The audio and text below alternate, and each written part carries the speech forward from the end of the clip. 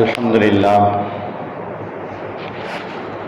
نحمده ونستعينه ونستغفره ونؤمن به ونتوكل عليه ونعوذ بالله من شرور أنفسنا ومن سيئات أعمالنا من يهده الله فلا مضل له ومن يضلله فلا هادي له ونشهد أن لا إله إلا الله وحده لا شريك له ونشهد أن سيدنا ونبينا مولانا محمدا عبده ورسوله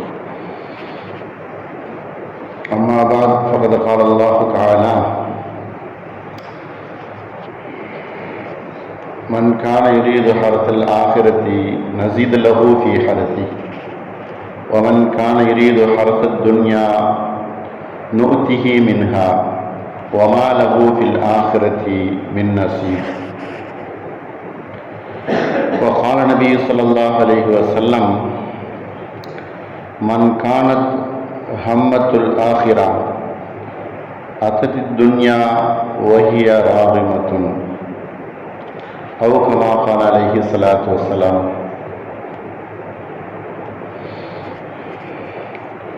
புகழ் அனைத்தும் அல்லாஹ் ஒருவனுக்கே, சாந்தியும் சமாதானமும் நபிகள் நாயகம் ஸல்லல்லாஹு அலைஹி வஸல்லம் அவர்கள் மீதும் அவர்களை பின்பற்றிய உத்தம சத்திய சஹாபாக்கள், தாபியீன்கள், தபா தாபீன்கள், குறிப்பாக நாம் எல்லோரின் மீதும் அல்லாஹுவின் சாந்தியும் சமாதானமும் என்றென்றும் நின்று நிலவட்டுமாக. நம்முடைய எல்லா தேவைகளையும் அல்லாஹ் பரிபூர்ணமாக பூர்த்தி செய்வானாக. நம்முடைய இபாதத்துகளை அல்லாஹ் கபூல் செய்வானாக. நம்முடைய சிரமங்களையும் கஷ்டங்களையும் கவலைகளையும் அகற்றி ஆரோக்கியமான வாழ்க்கையை கொடுத்து மறுமையினுடைய வெற்றியை அல்லாஹ் நம் எல்லோருக்கும் தந்தல் புரிவானாக. ஆமீன்.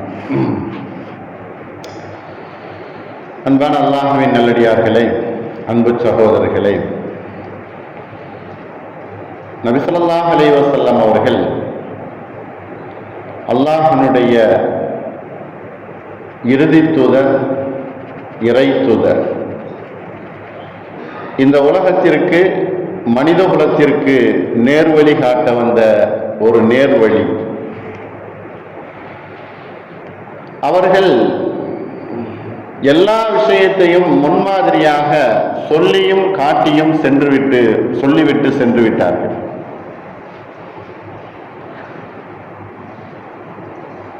ஒரு விஷயத்தை மட்டுமோ அல்லது பள்ளிவாசலுக்குள் செய்யக்கூடிய இபாதத்துகள் மட்டுமோ அல்லது ஒரு மாதத்திலே நோன்பு வைப்பது மட்டுமோ அல்லது வசதி படைத்தவர்களுக்கு ஹஜ் செய்யக்கூடிய காரியங்கள் மட்டுமோ அல்லது வசதி உள்ளவர்கள் ஜக்காத் எப்படி கொடுக்கணும் என்பது மட்டுமல்லாமல் அதை தாண்டி மனிதனுடைய வாழ்க்கைக்கு தேவையான பொருளாதாரத்தை எப்படி சம்பாதிக்கணும், எப்படி செலவழிக்கணும், அதில் உள்ள பேணுதல் என்ன, அதில் என்ன ஹலால், எது ஹராம் என்பவற்றை நபி ஸல்லல்லாஹு அலைஹி வஸல்லம் அவர்கள் நிறைய விஷயங்களை சொல்லி காட்டி சென்றிருக்கிறார்கள். ஹதீஸ் கிதாபுகளை நீங்கள் பார்க்கின்றீர்களே, ஆயிரக்கணக்கான ஹதீஸுகள் ஒவ்வொரு தலைப்பிலும் ஒவ்வொரு அத்தியாயமாக சொல்லப்பட்ட தலைப்புகள். இபாதத் ரீதியாக 5 கடமைகளை எப்படி செய்தல், உறவு முறைகள், கணவன் மனைவியினுடைய விஷயங்கள், பொருளாதாரத்தை ஈட்டக்கூடிய விஷயங்கள், ஒரு மனிதன் இறந்துவிட்டால் அவனுடைய சொத்துக்களை எப்படி பங்கு வைக்குதல், அவனுக்கு யாரெல்லாம் வாரிசாக வருவார்கள் என்பதையெல்லாம் தெளிவாக ஹதீஸுகளிலே நபி ஸல்லல்லாஹு அலைஹி வஸல்லம் அவர்கள் சொன்னதையும் செய்ததையும் வழிகாட்டியதையும் எல்லாத்தையுமே பதிவு செய்யப்பட்டிருக்கிறது. எதையும் விடவில்லை, விடுபடவும் இல்லை. நபி ஸல்லல்லாஹு அலைஹி வஸல்லம் அவர்கள் அனைத்தையும் சொல்லி காட்டியிருக்கிறார்கள். ஒரு மனிதன் இபாதத் செய்வதற்கு சுத்தம் முதற்கொண்டு அவன் சொர்க்கம் செல்லும் வரை அனைத்து விஷயங்களையும் சொல்லி காட்டி சென்றிருக்கிறார்கள். அதனுடைய ஒரே ஒரு புள்ளி, ஒரே ஒரு பாயிண்ட் தான் ஹலாலான வியாபாரம் எப்படி செய்தல், அதனுடைய பண்பு என்ன, அதனுடைய ஒழுக்கம் என்ன, அதுல எது ஹலால் எது ஹராம், எப்படி வியாபாரம் செய்தால் அல்லாஹ் பொருந்திக் கொள்வான், அந்த வியாபாரிக்கு உயர்ந்த சொர்க்கத்தை கொடுப்பான், எந்த வியாபாரத்திலே ஹராம் நுழைந்து விடும் பொழுது அதை சாப்பிடுவது எந்த அளவுக்கு இழிவானது என்பதை பற்றி நபி ஸல்லல்லாஹு அலைஹி வஸல்லம் அவர்கள் தெளிவாக சொல்லி இருக்கிறார். அதுதான் இன்றைய தலைப்பாகவும் இருந்து கொண்டிருக்கிறது. சொல்லிவிட்டு ஏவிவிட்டு அல்லது கூறிவிட்டு அவர்கள் போகவில்லை, நடாத்தியும் காட்டியிருக்கிறார்கள். நபி ஸல்லல்லாஹு அலைஹி வஸல்லம் அவங்க தான் சொன்ன விஷயத்தை மக்கள் செயல்படுத்துகிறார்களா என்பதை பிராக்டிக்கலாக அவர்கள் பார்ப்பார்கள். வியாபாரத்தை பற்றி நாம் சொல்லுகிறோம் என்று சொன்னால் ஏமாற்றாதீர்கள், பொய் சொல்லாதீர்கள்,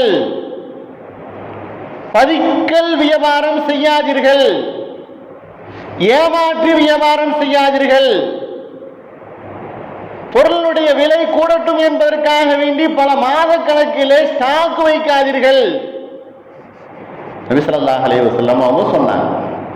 அதை எப்படி செயல்படுத்தி காட்டினார்கள்? லுஹர் தொழுகைக்கு முடிந்ததற்கு பின்னால் நபி ஸல்லல்லாஹு அலைஹி வஸல்லம் அவர்கள் எப்பொழுதுமே ஒரு தொழுகை முடிந்ததற்கு பின்னால் ஒரு தாவா, ஒரு விஷயத்தை மக்களுக்கு மத்தியிலே சொல்லுவார்கள், செய்வார்கள். நிறைய நேரங்களில் ஃபஜர் தொழுவதற்கு பின்னால் நபி ஸல்லல்லாஹு அலைஹி வஸல்லம் அவர்கள் சஹாபாக்களை உட்கார வைத்து ஃபஜருக்கு பின்னால் நிறைய விஷயங்கள் பகிர்ந்து கொள்வார்கள். இரவிலே கண்ட கனவு, ஃபஜர் தொழுகைக்காக வேண்டியுள்ள விஷயங்கள், இதையெல்லாம் அவர்கள் பகிர்ந்து கொள்வார்கள். லொஹருக்கு பின்னால் சில காலம் அவர்களுடைய வழக்கம் கடைவீதிக்கு செல்வதாக இருந்துச்சு. லொஹர் தொழுது முடித்ததற்கு பின்னால் கடைவீதிக்கு போவார்கள். அங்கு போய் ஒவ்வொரு வியாபாரியையும் சந்தித்து பேசுவார்கள், அவர்களுடைய பொருள்களை கண்காணிப்பார்கள், எப்படி வியாபாரம் செய்கிறார்கள் என்பதை அவர்கள் கேட்டறிவார்கள், தெரிந்து கொள்வார்கள். அப்படி வந்து கொண்டிருக்கக்கூடிய ஒரு சமயத்திலே ஒரு கடைக்கு முன்னால் ஒரு மூட்டை இருக்கிறது. அந்த மூட்டைக்குள் நபி ஸல்லல்லாஹு அலைஹி வஸல்லம் அவர்கள் கையை உள்ளே விடுகிறார்கள்.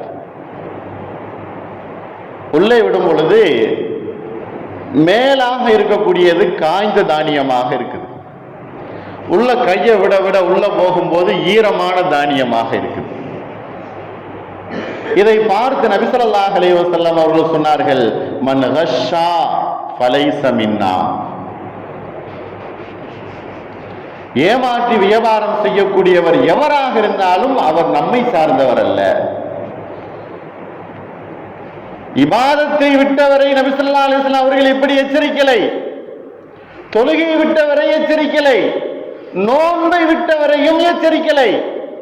ஆனால் வியாபாரத்தில் ஏமாற்றி மோசடி செய்தவரை நபி ஸல்லல்லாஹு அலைஹி வஸல்லம் அவர்கள் மன் கஷ்ஷா ஃபலைஸ மின்னா, ஏமாற்றி எவர் வியாபாரம் செய்வாரோ, மேல காய்ந்துதான் இருக்குது அப்படின்னு எடை போட்டு வாங்கிட்டு போயிடுவார், அடியில ஈரமா இருக்கும், அது காய்ந்திருக்காது, அது அவர் ஏமாற்றப்பட்டு விடுவார். காய்ந்தது என்பதாக வாங்கிட்டு போய் எடை கூடுதலாக இருக்கும், பணமும் கூட கொடுத்து விடுவார். ஆனால் அடியில் காய்ந்த தானியம் இல்லாமல் ஈரமானதாக இருந்து சொன்னா அவர் காய வைத்து வியாபாரம் செய்ய வேண்டும், எடை குறையும். காய்ந்ததை யாரும் வாங்க மாட்டார்கள், காய்ந்ததை வாங்குவார்கள், ஈரமானதை வாங்க மாட்டார்கள். நபி ஸல்லல்லாஹு அலைஹி வஸல்லம் அவர்கள் பிராக்டிக்கலாக தான் எதை பள்ளியிலே சொல்லி மக்களுக்கு சஹாபாக்களுக்கு சொல்லுகிறார்களோ அதை அப்படியே செயல்படுத்தினார்கள். நபி அவர்களுடைய வாரிசுகள் ஆலிம்கள் இப்படி ஏதாவது கடையில போய் அல்லது ஏதாவது செய்தோம் என்று சொன்னால் அது இன்றைக்கு சாத்தியமா? அப்படியே மாறி போய் கிடக்கிறது உலகம். சொல்வதை மட்டும் நீங்க நிறுத்தி கொள்ளுங்க, பிராக்டிக்கலுடைய வாழ்க்கைக்கு நீங்க வராதீங்க. நபி ஸல்லல்லாஹு அலைஹி வஸல்லம் அவர்கள் எதை சொன்னார்களோ அதை செய்து காட்டினார்கள். இன்றைக்கு அப்படித்தான் போய் கொண்டிருக்கிறது.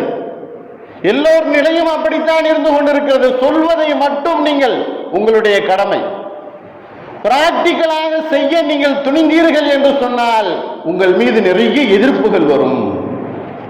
உங்களை ஏசுவார்கள், பேசுவார்கள், உங்களுடைய வேலைக்கு உழவைப்பார்கள், உங்களை அவர்கள் வந்து தாக்கி விடுவார்கள்.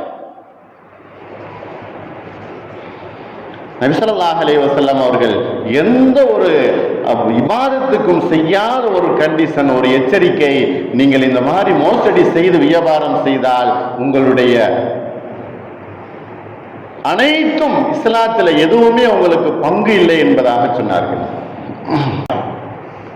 ஏமாற்றுபவனுடைய அல்லது பொய் சொல்லி வியாபாரம் செய்யக்கூடியவனுடைய துஆக்கள் அங்கீகரிக்கப்படாது. கொடுக்கல் வாங்கலிலே பேணுதல், எவ்வளவு பெரிய கொடுக்கல் வாங்கலாக இருந்தாலும் நபி ஸல்லல்லாஹு அலைஹி வஸல்லம் அவர்கள் பேணுதலாக நீங்கள் இருந்து கொள்ளுங்கள் என்பதாக சொல்லுவார்கள். பேணுதல் சொன்னா என்ன அர்த்தம்? கட்டுப்பாடு, மரியாதை, கண்ணியம், அல்லாஹ்வுடைய கட்டளை, இதுதான் கட்டுப்பாடு, பேணுதல் அப்படிங்கிறது. நபி ஸல்லல்லாஹு அலைஹி வஸல்லம் அவர்கள் நடந்த ஒரு விஷயத்தை சொல்லுவார்கள். ஒரு மனிதர் இன்னொரு மனிதரிடத்துல ஒரு இடத்தை விற்று விடுகிறார். அந்த இடத்தை விற்று பணத்தை வாங்கிக் கொள்கிறார். இடத்தை வாங்கியவர் வீடு கட்டுவதற்காக வேண்டி வானம் தோண்டுகிறார். அப்படி தோண்டக்கூடிய அந்த சமயத்தில் ஒரு புதையல் கிடைக்கிறது. அந்த புதையல் அதுக்குள் நிறைய தங்கம் இருக்கிறது. இடத்தை வாங்கியவர் தான் வைத்துக் கொள்ளலாம், அதுதான் அவருக்கு உரிமை. ஆனால் இடம் யாரு விற்றாரோ அவரிடத்துல போய் சொல்லுகிறார், இடத்தை மட்டும்தான் வாங்கினேன் உங்ககிட்ட, ஆனா உள்ளுக்குள்ள இந்த மாதிரி புதையல் இருக்கு, அது உங்களுக்கு சொந்தம் அப்படிங்கிறார். இடத்தை விற்றவரோ அது இடம் இருக்குதோ இல்லையோ அனைத்தையுமே நான் உங்கள்கிட்ட கொடுத்துட்டேன், அந்த பொருளும் உங்களுக்கு தான் சொந்தம் அப்படிங்கிறார்.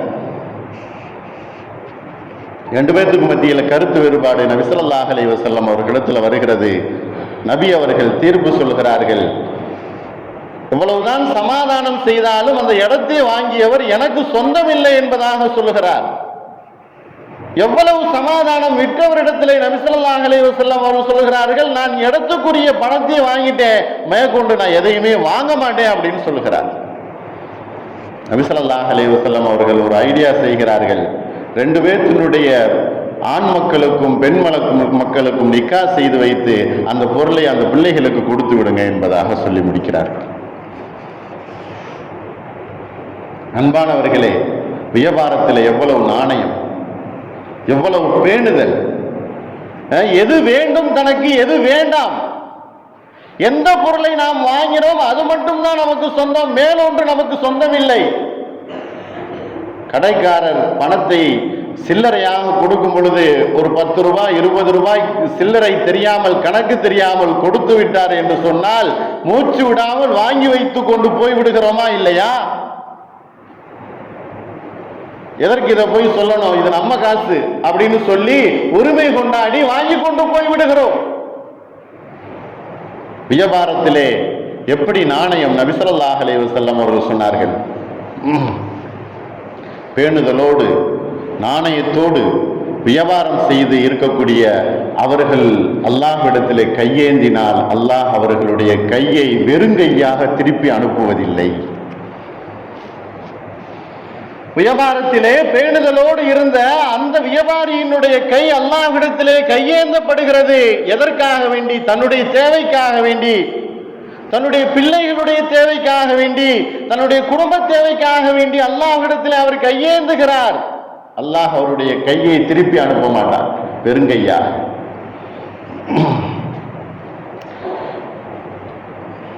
யாரிடத்திலே பேணுதல் இருக்கிறது? நம்பிக்கொள்கிறோம். தொழுகையால் இடத்துல பேணுதல் இருக்கும். வியாபாரத்தில்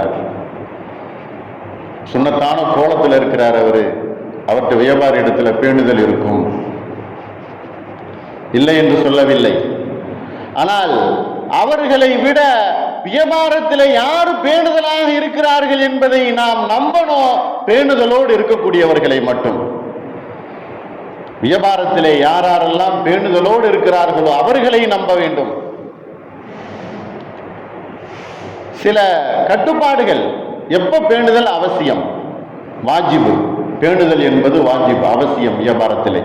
சில நேரத்துகள்ல முஸ்தஹப்பாக இருக்கிறது, சில நேரத்தில் அது சிறப்பாகவும் இருக்கிறது. பேணுதல் என்பது சிறப்பு சில நேரத்தில், சில நேரத்தில் முஸ்தஹப்பாகவும் இருக்குது, சில நேரத்தில் பேணுதல் என்பது வாஜிபாக இருந்து கொண்டிருக்கிறது. இது நபி ஸல்லல்லாஹு அலைஹி வஸல்லம் அவர்கள் கூறியிருக்கிறார்கள். பெரு நஷ்டம் நமக்கு ஏற்பட்டுச்சுன்னா என்ன காரணம்? பேராசை. இலவசமாக கொடுக்குறாங்க அல்லது ஒரு அமௌண்ட் கட்டிட்டோம் அப்படின்னு சொன்னா அதுக்கு பின்னால வந்துகிட்டே இருக்கிறது நமக்கு லாபம்தான் அப்படின்னு பேராசை பிடித்து ஒரு பணத்தை அவர்களிடத்துல கொடுத்து ஏமாந்து பெருநஷ்டமாக இருக்கக்கூடிய ஒரு சூழல் இன்னைக்கு இருந்து கொண்டிருக்கிறது. பார்க்கிறோமா இல்லையா? இவ்வளவு பணம் நீங்க கொடுத்தீங்கன்னு சொன்னா உங்களுக்கு மாசம் மாசம் இவ்வளவு பணம் வந்து கொண்டே இருக்கும், நீங்க அதை எதிர்பார்த்து கொண்டே இருக்கலாம், அதுலயே உங்களுடைய வாழ்க்கை நடத்தலாம் அப்படின்ட்டு பேராசை பிடித்து பணத்தை கொடுத்து ஏமாந்து இன்னைக்கு கோர்ட்டு கேஸ் போலீஸ். பேராசை என்பது பெரும் நஷ்டத்தை ஏற்படுத்தும். நபி ஸல்லல்லாஹு அலைஹி வஸல்லம் அவர்கள் சொன்னார்கள், ஏழைகளாகவே உலகத்தில் இருந்துட்டு போயிடலாம், பெரும் பணக்காரன் ஆகணும், செல்வந்தர் நிறைய செல்வங்கள் நமக்கு வேண்டும் அப்படின்னு எதிர்பார்ப்பதை விட ஏழைகளாகவே உலகத்தில் வாழ்ந்து விட்டு போய்விடலாம். ஏழைகளும் செல்வந்தர்களும் உலகத்தில் நிரந்தரமாக இருப்பாங்க. கியாமத்தில் நாள் வரைக்கும் உண்டு. செல்வந்தர்கள் அவர்கள் ஏழைகளாக ஆகுவதும் ஏழைகள் செல்வந்தர்களாக ஆகுவதும் அல்லாஹ்வுடைய நாட்டத்தில் இருந்து கொண்டிருக்கிறது. இது காலம் பூராவும் இருந்து கொண்டிருக்கும். நாம் நினைத்து எவ்வளவு ஐடியாக்கள் செய்தாலும் ஏழைகளே இல்லாமல் நாங்கள் ஒழித்திருவோம் அப்படின்னு நினைக்குதல் என்பது இல்லை, சாத்தியமே இல்லை. அவர்கள் அதனாலதான் அல்லாஹ் நபி ஸல்லல்லாஹு அலைஹி வஸல்லம் அவர்கள் மூலமாக கியாமத் நாள் வரைக்கும் இந்த ஜகாத் கொடுப்பதை கடமையாக ஆக்கியிருக்கிறான். ஏழைகள் அழிந்து போயிட்டாங்க, ஏழைகள் யாருமே இல்லை உலகத்தில் அப்படின்னு சொன்னா ஒரு காலகட்டம் வரைக்கும் இந்த ஜகாத்தினுடைய அந்த சட்டம் இல்லாமல் போயிடும். கியாமத் நாள் வரைக்கும் ஒரு சட்டம் நீடிக்கிறது அப்படின்னு சொன்னா அதை வாங்குவதற்கு தகுதி உடையவர்கள் உலகத்தில் இருந்து கொண்டே இருப்பார்கள். நபி ஸல்லல்லாஹு அலைஹி வஸல்லம் அவர்கள் சொன்னார்கள், அல்லாஹ் சொல்லுவான் மலக்குகளை பார்த்து, ஏழைகளுக்கு போய் நீங்க சலாம் சொல்லிட்டு வாங்க அப்படின்னு சொல்லுவோம். மலக்குகள் கேட்பார்கள், அல்லாஹ்வே உன்னையவே நாங்க வணங்கிக்கிட்டு இருக்கோம், ஏன் ஏழைகளுக்கு போய் சலாம் சொல்லணும்? அவர்கள் சிறந்தவர்கள், சிரமத்தை எல்லாம் தங்களுடைய வாழ்க்கையிலே சந்தோஷமாக எடுத்துக்கொண்டவர்கள், பொறுமை எது என்பதை புரிந்தவர்கள். ஆகையினால அவர்களுக்கு போய் நீங்கள் சலாம் சொல்லுங்கள். சலாமுன் அலைக்கும் பிமா சபர்த்தும். மலக்குகள் சலாம் சொல்லுவார்கள். பேணுதல் என்பது மிக மிக அவசியமானது. உமர் ரலியல்லாஹு அன்ஹு அவர்களுடைய காலத்தில் இந்த வரலாற்றில் எழுதுகிறார்கள், உமர் ரலியல்லாஹு அன்ஹு அவர்களுடைய மனைவி கஸ்தூரி பையை அளப்பதற்கும் நிறுப்பதற்கும் முன்வந்த அந்த சமயத்துல நீ ஒரு கலீஃபாவினுடைய மனைவி, உனது கையிலே அந்த கஸ்தூரி ஒட்டி கொள்ளும், ஆகையெல்லாம் நீ அளப்பதற்கோ நிறுத்து கொடுப்பதற்கோ உனக்கு தகுதி இல்லை, நீ ஒதுங்கிக்கொள். கொஞ்சம் ஒட்டியிருந்து உனது முகத்திலேயோ அல்லது உனது உடையிலேயோ அல்லது உனது புருவத்திலேயோ நீ தடவிக்கொண்டு என்னுடைய வீட்டிற்கு வருவது அதுவும் கூடாது என்பதாக உமர் ரலியல்லாஹு அன்ஹு அவர்கள் கூறினார்கள். எவ்வளவு பேணுதல் மார்க்கத்திலே! நபி ஸல்லல்லாஹு அலைஹி வஸல்லம் அவர்கள் ஒரு கொடுக்கல் வாங்கல் செய்தல் அப்படிங்கிறதிலையும் அவர்கள் தீர்ப்பு வழங்குவதிலேயும் மிகவும் நீதமாக இருந்திருக்கிறார்கள். இன்றைக்கு தீர்ப்பு சொல்லுதல் அப்படின்னு சொன்னா ஒருத்தவருக்கு சாதகமா இருக்கும், இன்னொருத்தவருக்கு பாதகமா தான் இருக்கும். தீர்ப்புங்கிறது அப்படித்தான். நபி ஸல்லல்லாஹு அலைஹி வஸல்லம் அவர்களிடத்துல அவர்கள் அப்படி செய்வார்கள். அதாவது யாராவது நீங்கள் உலக ரீதியாக தனக்கு சாதகமான தீர்ப்பை நீங்கள் பெற்றுக்கொண்டீர்கள், உண்மையாகவே அது அவருக்கு சேர வேண்டியது இல்லை என்று சொன்னால் நான் தீர்ப்பளித்தது என்பது நரகம் என்பதாக கூறுவார்கள். ஒரு முஸ்லிம் சஹாபி யூதரின் மீது கம்ப்ளைண்ட் பண்ணுகிறார். ஒரு முஸ்லிம் சஹாபி யூதர் மீது கம்ப்ளைண்ட் பண்ணுகிறார். அல்லாஹ்வின் தூதரே, என்னுடைய தந்தையினுடைய காலத்துல அந்த யூதருடைய தந்தை எங்களுடைய இடத்தை அபகரித்து கொண்டார். இப்ப அவருடைய கையில இருக்குது, அதை வாங்கி கொடுங்க. நபி ஸல்லல்லாஹு அலைஹி வஸல்லம் அவர்கள் சொன்னார்கள், நீ முஸ்லிம் என்பதற்காக வேண்டி உனக்கு நான் சாதகமாக தீர்ப்பு செய்து விட முடியாது. உன்னிடத்தில் ஆதாரம் இருந்தது என்று சொன்னால் கொண்டு வா, அதன் பிரகாரம் நான் தீர்ப்பு செய்கிறேன். ஆதாரம் உன்னிடத்தில் இல்லை என்று சொன்னால் யூதரிடத்தில் நான் சத்தியத்தை பெற்றுக்கொண்டு அவரிடத்தில் நான் அந்த இடத்தை ஒப்படைத்து விடுவேன். யார் வாதியோ அவர் ஆதாரம் கொண்டு வரணும், யார் பிரதிவாதியோ அவர்கள் சத்தியம் செய்யணும். இதுதான் சட்டம். அப்ப அந்த முஸ்லிம் சஹாபி சொல்லுகிறார், நபித்தோழர் சொல்லுகிறார், அல்லாஹ்வின் தூதரே, யூதர்கள் நபிமார்களையே கொலை செய்வதற்கு பயப்படல, பொய் சத்தியம் செய்வதற்கு அவர்கள் பயப்பட போகிறார்கள். பொய் சத்தியம் சொல்லி அந்த இடத்தை அவர்கள் வாங்கிக் கொள்வார்களே. உலக ரீதியாக ஆதாரம் எதுவோ அதுதான், எது ஆதாரமாக கொண்டு வரப்படுகிறதோ அதுதான். ஒரு மனிதன் தன் பொய்யான ஆதாரங்களை சேகரித்து ஒரு மனிதன் தனக்கு சாதகமாக தீர்ப்பை வழங்கினான் என்று சொன்னால் நரகத்தை அவன் வாங்கி கொண்டான் அப்படின்னு அர்த்தம். நபி ஸல்லல்லாஹு அலைஹி வஸல்லம் அவர்கள் சொன்னார்கள், அந்த யூதன் பொய் சொல்லி தீர்ப்பு செய்தான் என்று சொன்னால், பொய் சொல்லி தீர்ப்பு செய்தல் என்பது தீர்ப்புவை தனக்கு சாதகமாக வாங்கிக் கொள்ளுதல் என்பதும், பொய் சத்தியம் செய்யக்கூடியவர்களும் தனக்கு தீர்ப்பை சாதகமாக வாங்கிக் கொள்பவர்களும் நரகத்திற்கு நெருப்பிற்குரியவர்கள் என்பதாக சொல்லும் போது ஒரு அறிவிப்புல வருகிறது, அந்த யூதன் அந்த இடத்தை அவருக்கே கொடுத்து விடுங்க. நபி ஸல்லல்லாஹு அலைஹி வஸல்லம் அவர்கள் சொன்ன அதற்கு பின்னால் அந்த யூதன் சொன்னான் என்பதாக வருகிறது. நபி ஸல்லல்லாஹு அலைஹி வஸல்லம் அவர்கள் எப்படியெல்லாம் தங்களுடைய சஹாபாக்களை கொடுக்கல் வாங்கலிலே நியாயமான தன்மை அவர்கள் கையாண்டிருக்கிறார்கள். அப்துர் ரஹ்மான் இப்னு அவுஃப் சஹாபாக்கள்ல பெரும் வியாபாரம் செய்து பெரிய செல்வந்தர்களாக இருந்தவர்கள் ஒருவர் தான் அப்துர் ரஹ்மான் இப்னு அவுஃப். மக்காவில் பெரிய சொத்துகளுக்கு சொந்தக்காரர். ஹிஜ்ரத் செய்து மதீனாவுக்கு வந்துட்டாங்க. மதீனாவில் ஒன்றும் இல்லை, எந்த சொத்தும் இல்லை, போட்டிருக்கக்கூடிய உடை மட்டும்தான், வேற ஒன்றும் கிடையாது. நபி ஸல்லல்லாஹு அலைஹி வஸல்லம் அவர்கள் மதீனாவுக்கு வந்த சமயத்தில் அவரோடு சேர்த்து சாத் இப்னு ரபியா, அவர் அன்சாரி சஹாபி, அப்துர் ரஹ்மான் இப்னு அவுஃப் முஹாஜிர், மக்காவிலிருந்து வந்தவர். எப்பொழுதும் நபி ஸல்லல்லாஹு அலைஹி வஸல்லம் அவர்கள் ரெண்டு பேர்த்தையும் ஜாயின் பண்ணி விடுவாங்க, என்று சொன்னா தேவை. அப்ப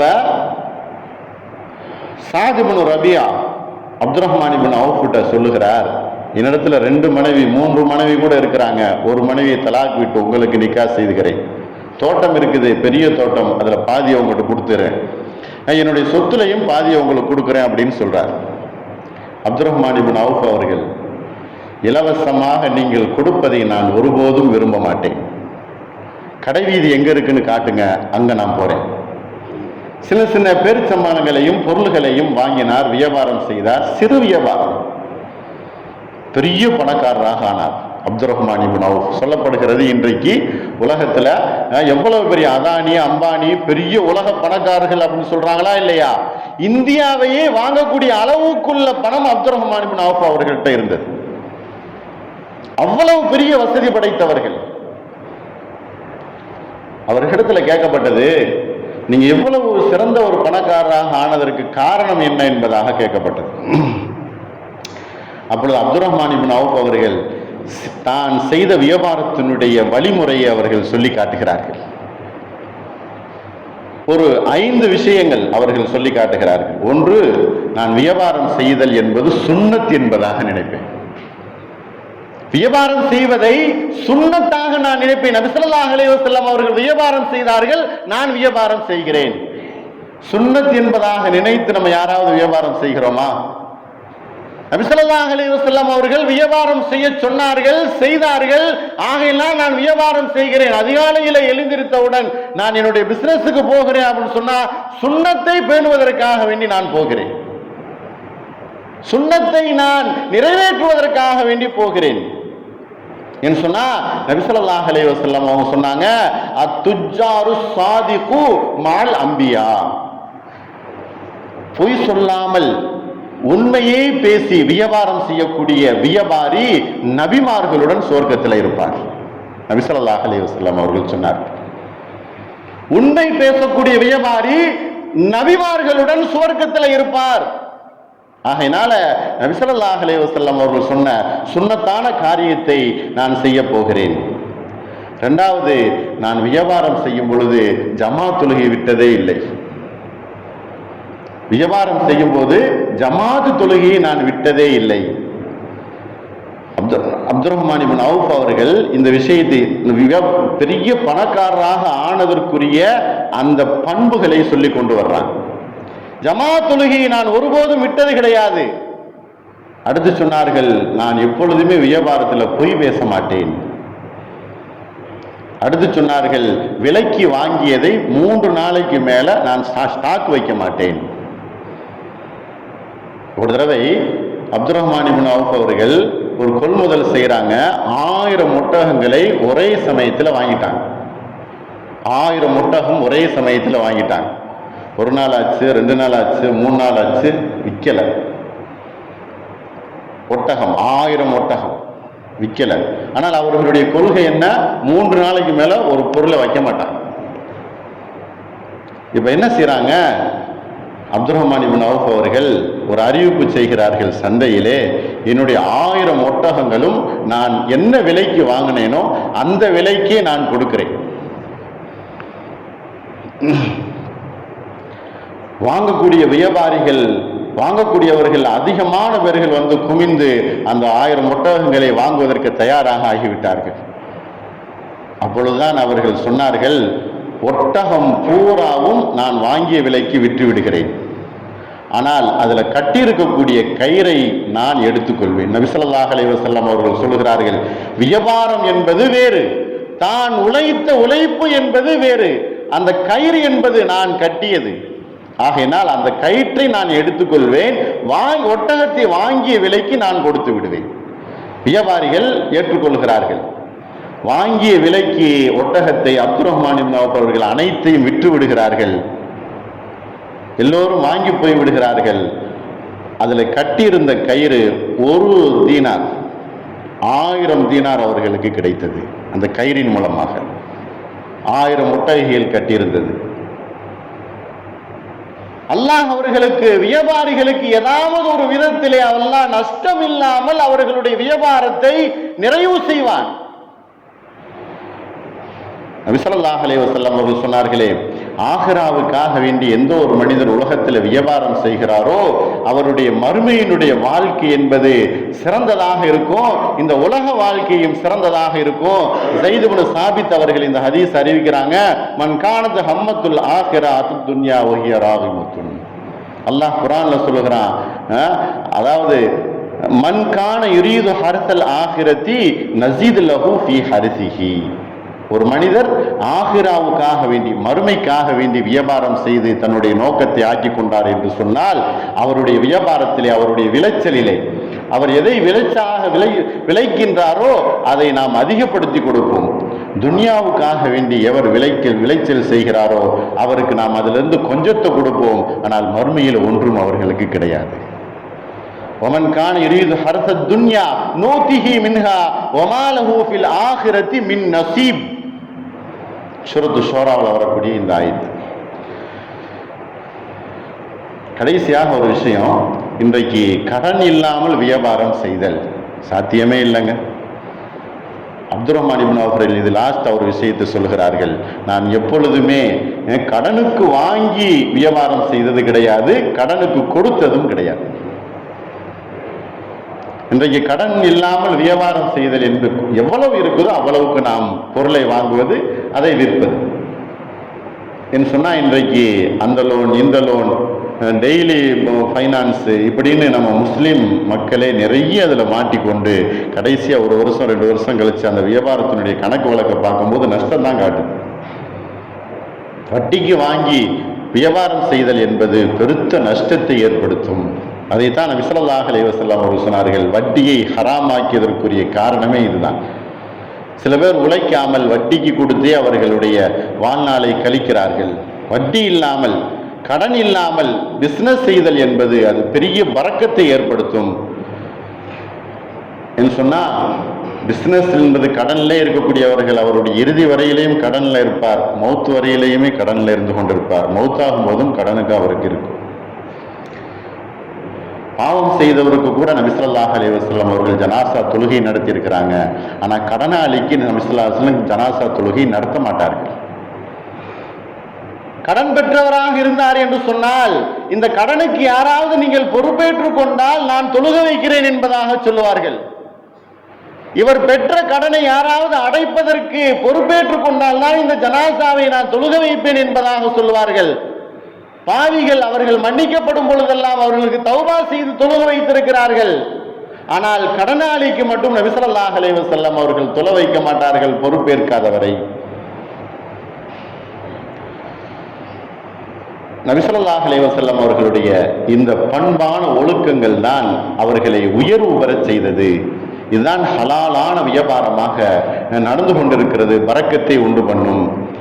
ஹராம் இல்லாத, அதாவது ஹலால் இல்லாத ஆகுமாக்கப்படாத வியாபாரங்கள் அது நம்முடைய வீட்டுக்கு உள்ள வந்துருச்சு அப்படின்னு சொன்னா அது நமக்கு பல சோதனைகளையும் பிரச்சனைகளையும் உண்டு பண்ணிவிடும்.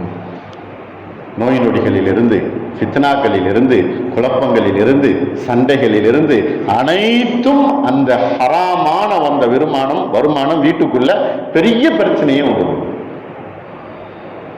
ஆகையினால் அன்பான அல்லாஹ்வினுடைய அன்பு சகோதரிகளை, ஹலாலான முறையில் வியாபாரம் செய்து பொருளை ஈட்டி மறுமையினுடைய வாழ்க்கையினுடைய வெற்றிக்கு முழு காரணமாக நாம் செய்யக்கூடிய இந்த வியாபாரம் அமைய வேண்டும் என்பதாக அல்லாஹ்விடத்திலே துஆ செய்தவனாக எனது உரையை நிறைவு செய்கிறேன். வாஹிரு தாவானா அல்ஹம்துலில்லாஹி ரப்பில் ஆலமீன். அஸ்ஸலாமு அலைக்கும் வரஹ்மத்துல்லாஹி வபரகாத்துஹு.